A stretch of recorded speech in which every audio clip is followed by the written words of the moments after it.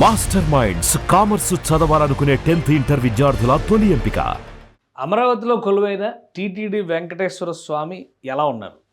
ఈ ప్రాజెక్టుకు సంబంధించి ముఖ్యంగా ఈ ఆలయాన్ని పూర్తి స్థాయిలో విస్తరించేందుకు కూటమి ప్రభుత్వం గత ఏడాది రెండోసారి మళ్ళీ పూజా కార్యక్రమాన్ని నిర్వహించి పనులు కూడా ప్రారంభించింది. తాజా పరిస్థితి ఏంటి ఒకసారి తెలుసుకునే ప్రయత్నం చేద్దాం. అమరావతిలో రాష్ట్ర రాజధానిగా అమరావతిని ప్రకటించిన తర్వాత తిరుమల తిరుపతి దేవస్థానం ఆధ్వర్యంలో ఒక వెంకటేశ్వర స్వామి మందిరాన్ని, నమూనా ఆలయాలను ప్రతి చోట కూడా టీటీడీ నిర్మిస్తుంది. అలాంటి ఆలయాన్ని ఇక్కడ ప్రొజెక్ట్ చేశారు. 2 ప్రాకారాలతో ఒక రాజగోపురంతో భారీ ఆలయాన్ని నిర్మించాలనుకున్నారు. అయితే కూటమి ప్రభుత్వం, అప్పుడు ఉన్నటువంటి కూటమి ప్రభుత్వం, అప్పుడు కూడా బీజేపీ అలయన్స్తో బీజేపీ జనసేన మద్దతు టీడీపీ ప్రభుత్వం ఉంది కదా 2019లో. ప్రభుత్వం మారిన తర్వాత 2019 తర్వాత జగన్మోహన్ రెడ్డి ప్రభుత్వం వచ్చినాక ఈ ప్రాజెక్టుని ఎక్కడి వరకు పూర్తి చేశారో అక్కడికే కన్ఫైన్ చేసి మిగతా ప్రాజెక్ట్ అంతా కూడా ఆపేశారు. వాస్తవానికి 25 ఎకరాల్లో ఒక సువిశాలమైనటువంటి ఆలయాన్ని నిర్మించాలని భావించారు.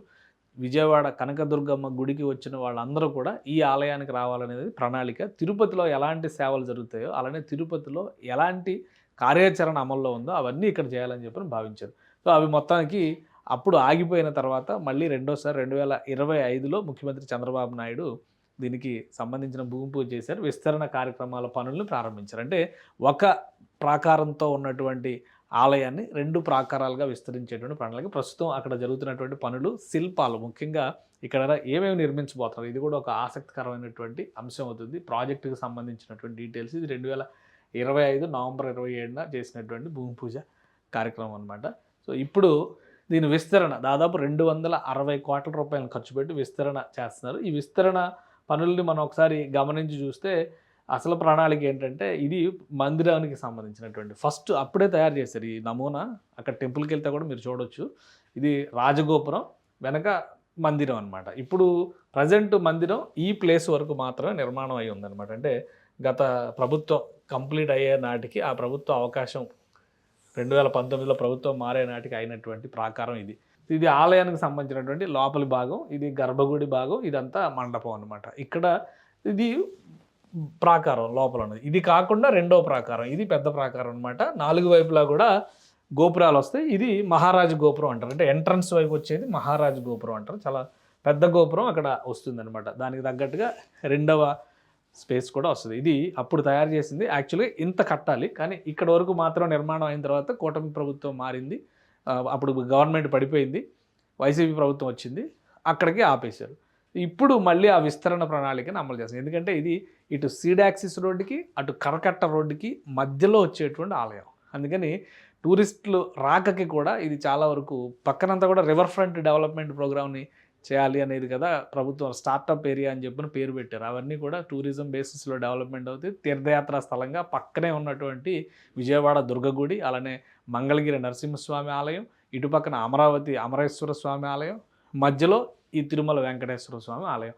ఆ ఉద్దేశంతో అప్పుడు చేశారు, కానీ అవన్నీ ఆగిపోయినాయి. ఇప్పుడు మళ్ళీ ఈ తరహాలో నిర్మించేందుకే ప్రణాళికని అమలు చేస్తున్నారు. అందులో భాగంగానే ఇక్కడ మనం ఒకసారి గమనించి చూస్తే బయట జరుగుతున్నటువంటి పనులు, లోపల ప్రాకారం అలానే ఉంది, బయట ప్రాకారానికి సంబంధించి జరుగుతుంది. ఇటుపక్క అంతా కూడా వీటికి కావాల్సినటువంటి మంటపాలకు కావాల్సినటువంటి పిల్లర్స్ అంటాం కదా, ఆ స్తంభాల తయారీ జరుగుతుందన్నమాట. అన్నీ కూడా రాతి శిలలను తెప్పించి చెక్కుతున్నారు. శరవేగంగా జరుగుతుంది. ఇక ఏ విధంగా డెవలప్ చేయబోతారో దీనికి సంబంధించి ఒకసారి అది కూడా మనం చూడడం. 7 అంతస్తుల రాజగోపురంతో స్వాగతం పలుకుతుంది ఈ ఆలయం. అది ప్రధానమైనటువంటి ఇదవుతుంది అనమాట. పెద్ద ఆలయం. 4 మాడవీధులు తిరుపతిలో ఎలా ఉంటాయో ఈ మాడవీధులు కూడా అలానే ఈ 4 వైపులా నిర్మించబోతున్నారు. దీనికి ప్రధాన ఆలయం, మాడవీధులు, అన్నదాన కాంప్లెక్స్ అనేది చాలా ముఖ్యమైనటువంటిది అవుతుంది. అంటే తిరుపతిలో ఎలాంటి సర్వీస్ అయితే చేస్తున్నారో అమరావతిలో ప్రస్తుతం ఇంకా డెవలప్మెంట్ జరుగుతున్నటువంటి స్టేజ్ కాబట్టి అనేక మంది భక్తులు వస్తారు. దీనికి కూడా ప్రాజెక్ట్ 2 ఏళ్ళు టైం పెట్టుకున్నారు. బహుశా నెక్స్ట్ ఇయర్కి కంప్లీట్ చేయాలి. కంప్లీట్ చేస్తే కనుక నిత్యాన్నదాన కార్యక్రమం ఇక్కడికి అమరావతికి వచ్చేటువంటి వాళ్ళ కోసం కూడా చేయాలి. అమరావతి భక్తుల్ని, అంటే దేవుడిని దర్శించుకోవడానికి వచ్చే వాళ్ళందరూ కూడా చేయాలి. ఇందులో 2 దశల్లో పనిచేస్తున్నారు. మొదటి దశలో 140 కోట్లు ఎక్స్పెండిచర్ పెడుతున్నారు. ఆలయ ప్రాకారం, బాహ్య ప్రాకారాన్ని కంప్లీట్ చేస్తారు. 7 అంతస్తుల రాజగోపురం, మహారాజ గోపురంతో సహా మిగతా 3 గోపురాలను కూడా కంప్లీట్ చేస్తారు. అంటే ఇది మెయిన్ గోపురం అవుతుంది. ఇటు అటు కొంచెం చిన్నగా ఉంటే మళ్ళీ బ్యాక్ సైడ్ ఇంకొక గోపురం వస్తుంది అనమాట. ఈ 3 గోపురాలు ఒక సైజులో ఉండేటువంటి అవకాశం ఉంటుంది. ఇది మాత్రం 7 అంతస్తుల గోపురం ఉంటుందన్నమాట.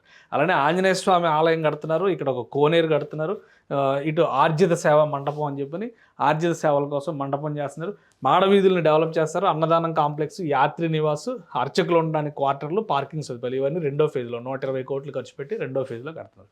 సో ఫస్ట్ ఇది కంప్లీట్ చేయాలనేటువంటి దాని మీద శరవేగంగా పనులు సాగుతున్నాయి. బహుశా 2027 మార్చి నాటికి ఈ ఫస్ట్ ఫేజ్కి సంబంధించినటువంటి పనులు దాదాపుగా పూర్తయ్యేటువంటి అవకాశం ఉంది.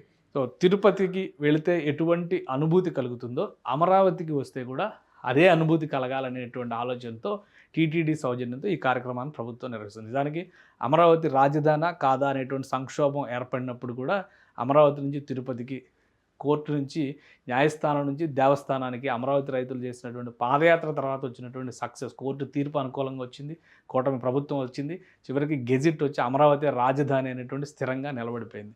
సో దానికి ఒక కృతజ్ఞతాపూర్వకమైనటువంటి చర్యగా కూడా దీన్ని మనం చూడొచ్చు.